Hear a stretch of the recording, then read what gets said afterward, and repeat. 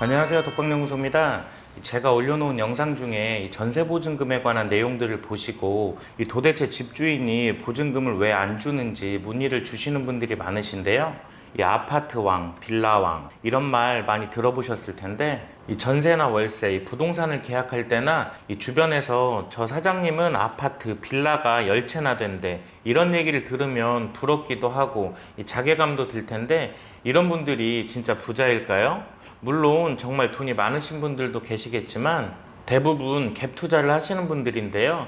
그래서 이번에는 이 부동산 초보분들을 위해서 집 장사라고 하는 이 갭 투자를 어떤 식으로 진행하는지 어느 정도 알아야 내 전세 보증금을 지킬 수가 있을 텐데요. 이 갭 투자는 바로 이 집의 시세 차익을 목적으로 하는 건데, 이 아파트 매매 가격과 세입자 전세금의 갭 차액이 적은 집을 이 세입자 전세금을 끼고 매입을 하는 건데요. 쉽게 예를 들어보면 이 집주인 김씨 소유의 아파트가 있는데, 이 집에 세입자 이씨가 전세금액 4억 6천으로 살고 있는데, 이 집주인 김씨가 사정상 이 집을 팔려고 내놨어요. 근데 세입자 이씨가 살고 있으니까 누군가 이 집을 사도 이 세입자 계약 기간 동안 기다려야 되니까 이럴 때 갭 투자를 하는 건데요.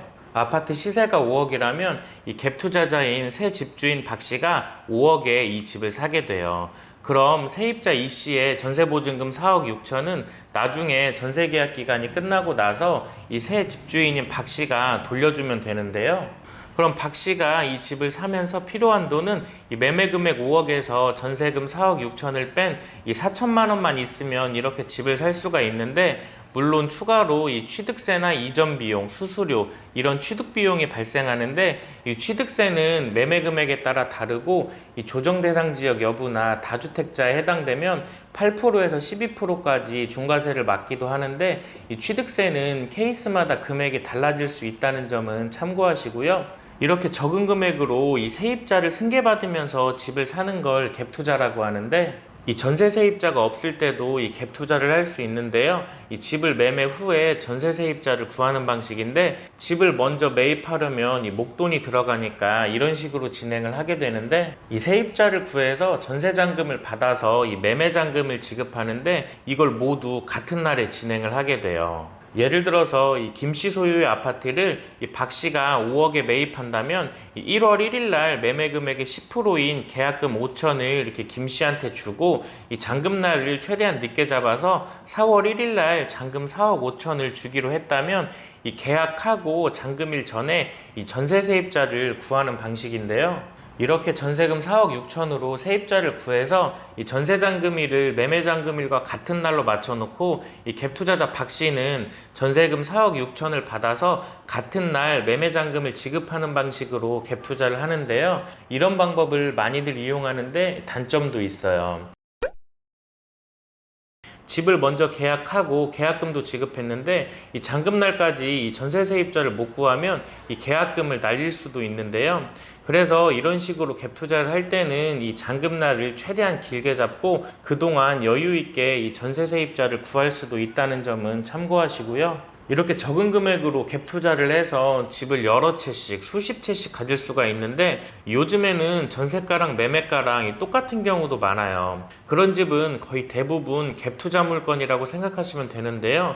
요즘 같은 상황에서는 이 직장 다니면서 월급 평생 모아봐야 이 집 한 채 사기 힘든 게 사실인데, 이런 걸 보면 성실하게 일하시는 분들이 이 자괴감이 들 수밖에 없어요.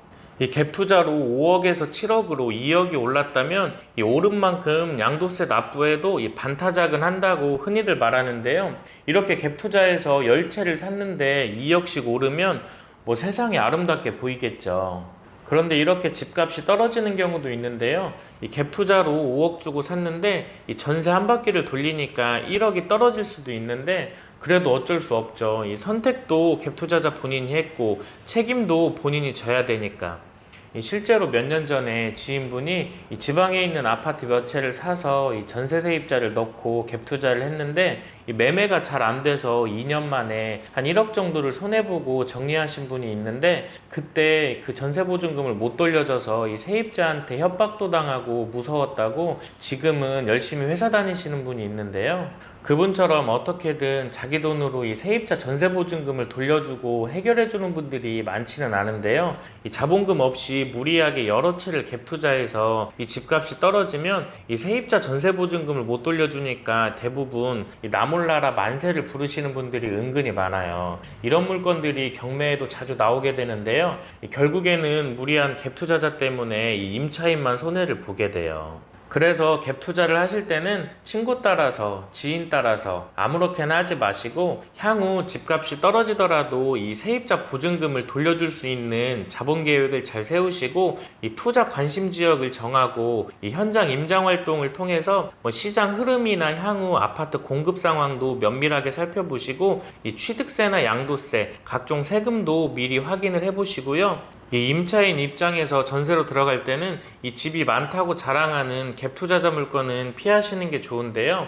이 갭 투자자가 가지고 있는 집들 가격이 떨어지면 이 임차인들이 손해를 볼 수밖에 없어요. 그리고 보통 돈이 많은 집주인은 이 집을 전세로 내놓지 않아요. 이 보증금을 조금 받고 이 월세로 내놓는 게 당연한 건데, 일단 전세로 들어간다면 집주인이 내 전세금을 전세 기간 동안에 다른 곳에 사용한다는 건 알고 계셔야 되는데요. 물론 나중에 보증금 반환을 안 해주면 이 경매 절차를 통해서 환수를 할 수도 있는데, 그래서 전세로 들어가시면 무조건 전입신고랑 확정일자 받으시고, 이 상황에 따라서 전세권 설정 등기를 하셔도 되고, 이 전세 보증보험은 꼭 가입을 하셔야 돼요.